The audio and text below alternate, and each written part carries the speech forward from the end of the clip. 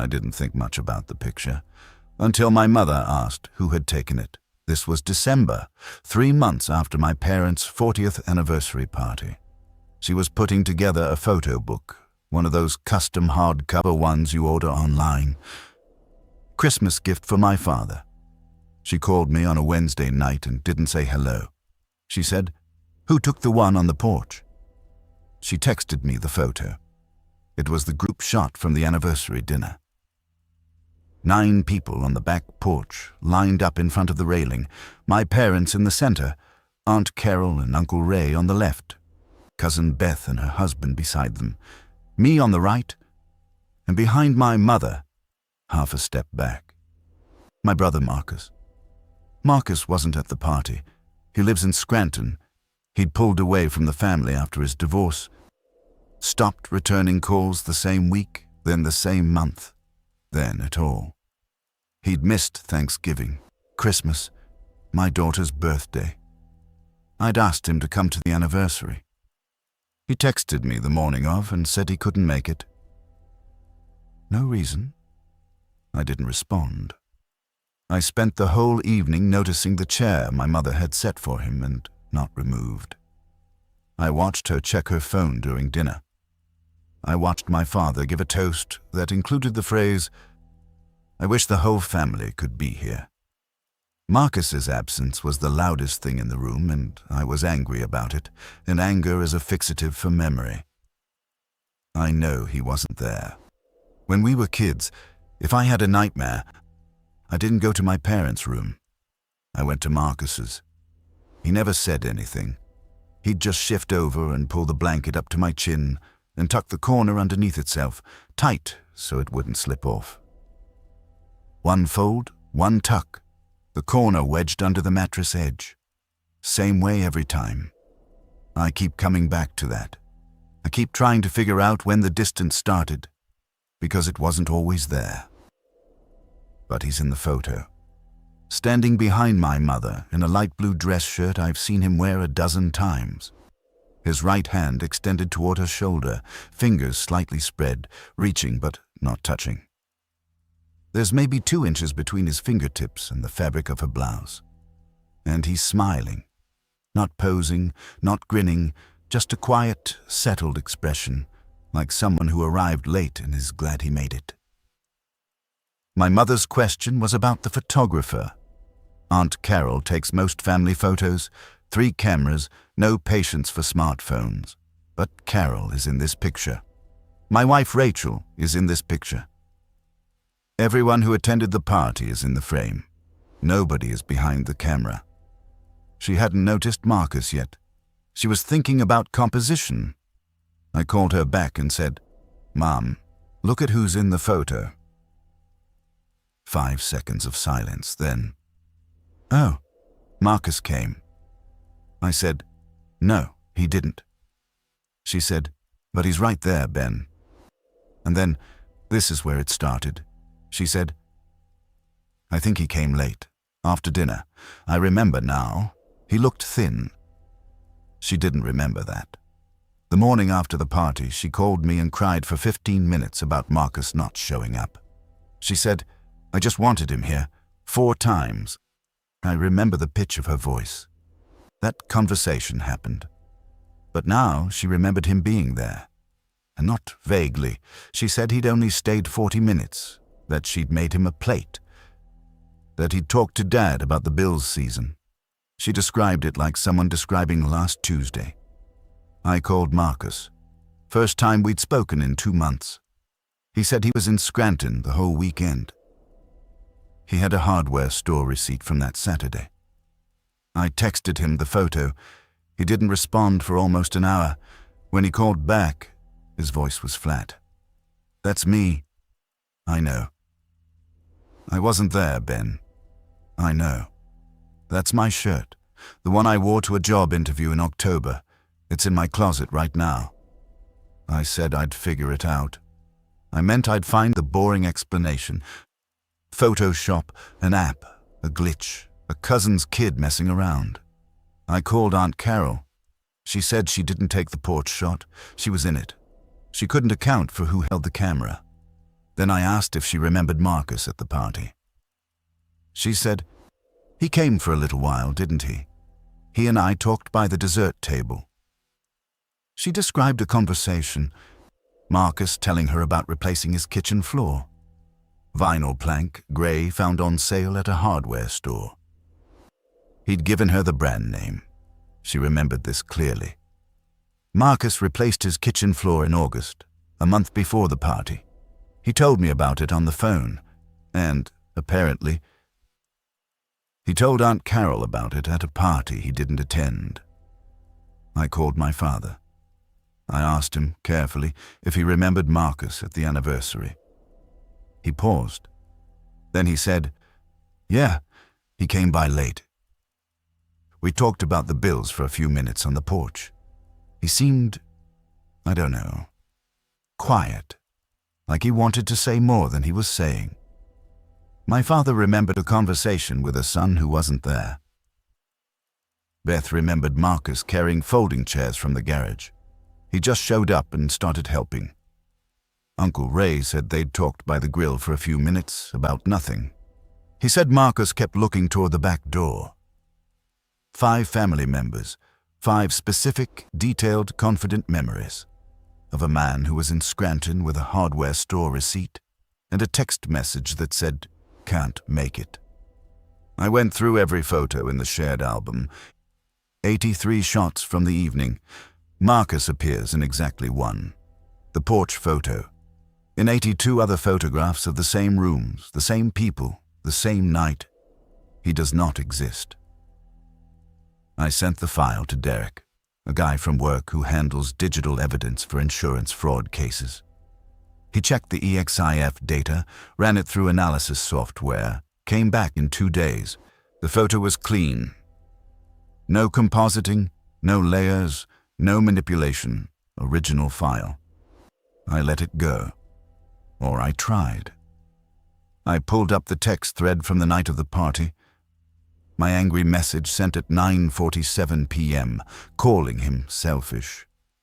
His reply the next morning, "I know. I'm sorry." The text confirmed the absence. The photo contradicted it. I decided the photo was wrong. In February, my mother called and asked me to come to the house. She'd been going through the old physical albums, the boxes in the hall closet she only opens when she's feeling something she can't name. She had pages marked with sticky notes. Easter 2021. A group shot in the backyard, and near the hedge at the far edge of the yard, standing with his right hand extended toward my mother's chair, reaching, fingers slightly spread, not making contact. Marcus, wearing a green polo shirt I'd bought him the Christmas before. Marcus was in a residential treatment facility during Easter 2021, Clearwater, Silver Spring, Maryland. I drove him there. I filled out the intake paperwork. Easter was day 36. I called him that morning and he answered from his room. He was 200 miles away. My mother looked at the photo and said, "He stopped by, just for an hour. He looked thin." The same words, exactly the same. My father remembered talking to Marcus in the garage, like he wanted to stay longer but couldn't. Beth said her youngest, Emma, had grabbed Marcus's hand and pulled him toward the fence, and Marcus had laughed. She said it was the first time she'd heard him laugh in over a year. None of this happened. Marcus was in Maryland. I signed the forms. Over the next 2 weeks, we found 4 more photographs, different years, different cameras, different events, a 4th of July, a birthday, a barbecue, a Christmas I could barely remember. In every one, Marcus was present. In every one, he stood at the edge of the group, slightly behind, slightly apart. And in every one, I started looking for it now, and once I saw it, I couldn't unsee it. His hand was extended towards someone in the family, reaching, almost touching, never making contact. 2 inches of empty air between his fingers and whoever he was closest to. Always the same distance, always the same gesture, and in every case, I could verify that he was somewhere else. I drove to Scranton and spread the photos across Marcus's coffee table. He looked at them one at a time. He picked up the Easter print and turned it over, like there might be an answer on the back. There was nothing. Then he said, "I have dreams about these." I waited. He said that 4 or 5 times a year, sometimes more, he has a dream where he's at a family gathering. Always the backyard or the porch. Always our parents' house. He said in the dreams he can hear our mother's voice coming from inside. Not words, just the shape of her talking. The rhythm, the way she sounds when she's happy and busy and not thinking about anything hard. He said he can smell the grill, charcoal specifically. The way it smells when it's just been lit and the first smoke is still thin and white. He said he can feel the grass under his feet, the dampness of it and the air temperature and the specific quality of late afternoon light on the east side of the house. And he's standing just behind everyone. Close enough to hear, close enough to see. And he's trying to get closer, trying to step forward, to close those last few feet. But he can't. He said it's not like a wall. It's not like paralysis. It's like the distance is part of him, like his body ends before the group begins. He reaches, he always reaches. His hand goes out towards someone, usually Mom, and his fingers get close, and then the dream holds him there. 2 inches, 3, he can feel the heat coming off her shoulder. He can't touch it. He said the frustration is the worst part, not fear, frustration, the specific helplessness of being present and unable to participate, of attending your own family, from the other side of a gap you can't name. He said in every dream, someone raises a camera. He can see it, sometimes a flash, and the moment the shutter clicks, he wakes up. He's had these dreams since at least 2017. He never told anyone. They seemed like guilt. He wasn't showing up. Of course he dreamed about being there. Any therapist would say the same thing. I asked him if he dreamed about the anniversary party. He said yes. He said he was standing behind Mom on the porch, and he could feel the evening air and hear someone laughing inside, and his hand was reaching for her shoulder. And he was so close, closer than usual, and then the flash, and then his bedroom ceiling in Scranton. He said he woke up, and his right hand was extended above him in the dark, reaching for nothing. 3 weeks ago, my mother found the box, not the hall closet albums, a cardboard box in the basement behind the furnace, sealed with packing tape labeled Family Helen in our grandmother's handwriting. Helen died in 2021. Nobody had opened it. My mother called me. Her voice was very controlled, which is how I know she's frightened. She had one photograph on the kitchen table when I arrived. I expected another impossible image of Marcus, another family event, another verifiable absence, another set of memories that shouldn't exist. I had begun to accept the pattern even if I couldn't explain it.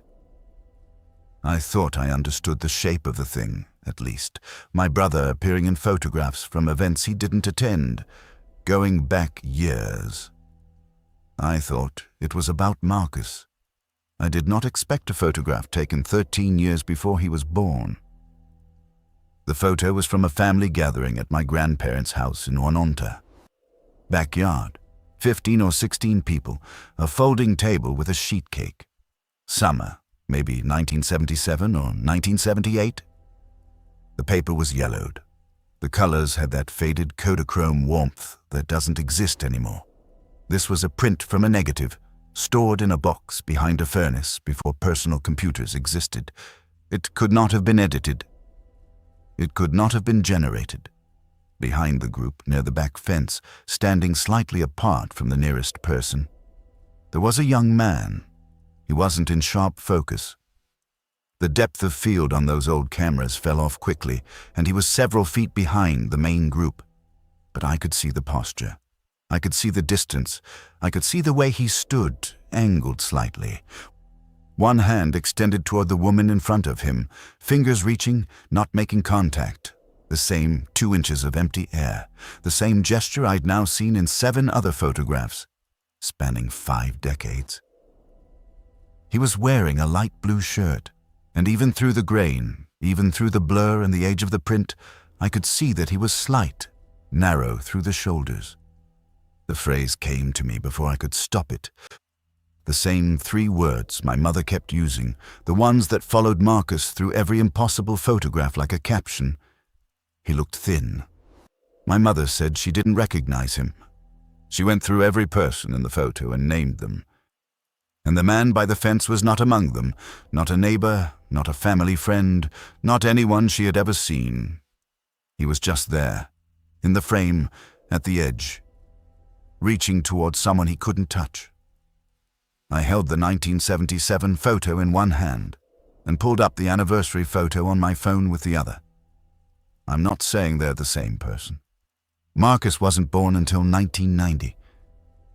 But the posture was identical. The spatial relationship to the group was identical. The hand, the angle, the expression, what I could read through grain and age. The faint, quiet look of someone who is present and knows they cannot be seen. Whatever this is, it didn't start with Marcus. Last week I was going through my camera roll, something mundane, a photo Rachel wanted of our daughter's school project, and I found an image I didn't take. My living room, my apartment, shot from the direction of the couch, pointed toward the hallway. Timestamp: 2:47 a.m., Tuesday, March 18th. I put my phone down. I sat at the kitchen table for a long time. Then I got up and checked the front door. Locked, deadbolt engaged. I checked the back door. Locked. I checked every window in the apartment, one by one. All closed, all latched. I walked through every room, closets, bathroom, my daughter's empty bedroom. Nothing. Nobody. The apartment was sealed. I went back to the phone and looked at the photo. The living room was dark, streetlight through the blinds giving everything that bluish wash you get at night. The couch was visible, empty. My blanket was on the floor, which tracked I'd fallen asleep watching TV and moved to bed around midnight. At the far end of the hallway, just inside the frame, there was a figure. The photo was low light, long exposure. Everything was soft. The walls were soft. The doorframe was soft. The figure was blurred, caught in motion. Features dissolved into shadow and grain. Everything was blurred. Except the hand. The hand was sharp, perfectly sharp, the way things are sharp when they're held still long enough. The right hand, extended forward, fingers slightly spread, reaching out of the blur in the dark toward the direction of the couch, toward where I'd been sleeping. The same position, the same gesture, the same 2 inches of empty air between the fingertips and the nearest surface. My phone was on the coffee table when I went to bed. Someone picked it up, opened the camera, pressed the shutter, set it back down. In my locked apartment, at 2:47 in the morning, something stood in my hallway and held its hand out toward where I was sleeping, and the hand was steady enough to stay in focus, while the rest of it moved. I called Marcus the next day. I didn't mention the photo. We talked for 40 minutes, the longest conversation we'd had in over a year. He told me about work, about a woman he'd started seeing. He sounded lighter than he has in years. I felt something I hadn't felt toward my brother in a long time, which was simple gladness. At the end of the call, right before hanging up, he said, "I had the dream again." The family gathering. No, a new one. I was standing in a hallway. It was dark. Someone was sleeping in the next room. I could hear them breathing, that slow rhythm, and I wanted to go in. I wanted to check on them, but I couldn't close the last few feet. Same as always. He paused. "It felt like your place, Ben. I could hear the furnace. I could smell your daughter's shampoo from the bathroom. I knew exactly where everything was." The coffee table, the jacket on the hook by the door. I knew which floorboard would creak if I stepped wrong. I don't know how I knew that. I've only been to your apartment twice. He paused again. I reached out because I thought if I could just... But the distance held. It always holds. Last night I woke at 2 in the morning. I don't know why. Rachel was breathing next to me. The apartment was still. Then I heard the shutter sound. My phone camera. A single soft click coming from downstairs. I lay there. My heart was hitting the inside of my chest so hard I could feel it in my teeth. I listened. The apartment was silent, not quiet, silent. The kind of silence that has weight, that presses against your eardrums and makes you aware of the blood moving through your own head. No footsteps, no breathing that wasn't mine, no sound at all except the furnace cycling on and the faint tick of the kitchen clock. I waited. 30 seconds. A minute. I counted my heartbeats because counting gave me something to hold on to. I reached 84 before I got out of bed. I walked downstairs in the dark. I didn't turn on the lights. I don't know why. It felt like turning on the lights would end something, and I wasn't sure I wanted it to end. My phone was on the coffee table. The camera app was open. The last photo in my roll was new. Same angle, same living room, same blue light from the street. The hallway was empty this time. No figure, no blur, no hand. But on the couch where I'd been sleeping the week before, the cushion was pressed down, an indentation. The clear, specific shape of someone sitting. And my blanket, which I'd left folded on the armrest, was unfolded, draped carefully over the seat, tucked along the edges. One corner was folded under and wedged beneath the cushion, so it wouldn't slip off. I stood there for a long time, because I recognized it. One fold, one tuck. The corner wedged tight, the same way every time. The same way Marcus used to do it. When I was 7 years old and couldn't sleep. No one was in the photo, but someone had been taken care of. I thought about every photograph. The anniversary, the Easter, the 4th of July, the birthday, the barbecue, the Christmas, the summer afternoon in 1977, every frame, every image. And in every one, the same thing. A figure at the edge, a hand reaching towards someone it loves, and a distance that never closes. For years, every photograph showed the same thing. A man standing just outside the frame of a life he wanted to be part of. Reaching, waiting, never quite close enough to touch. And last night, for the first time, something reached back. My brother is coming home for Easter this year. Actually coming. In his car, on the highway, the way people do, but last night something sat on my couch in the dark and made sure I was warm, and I wasn't afraid.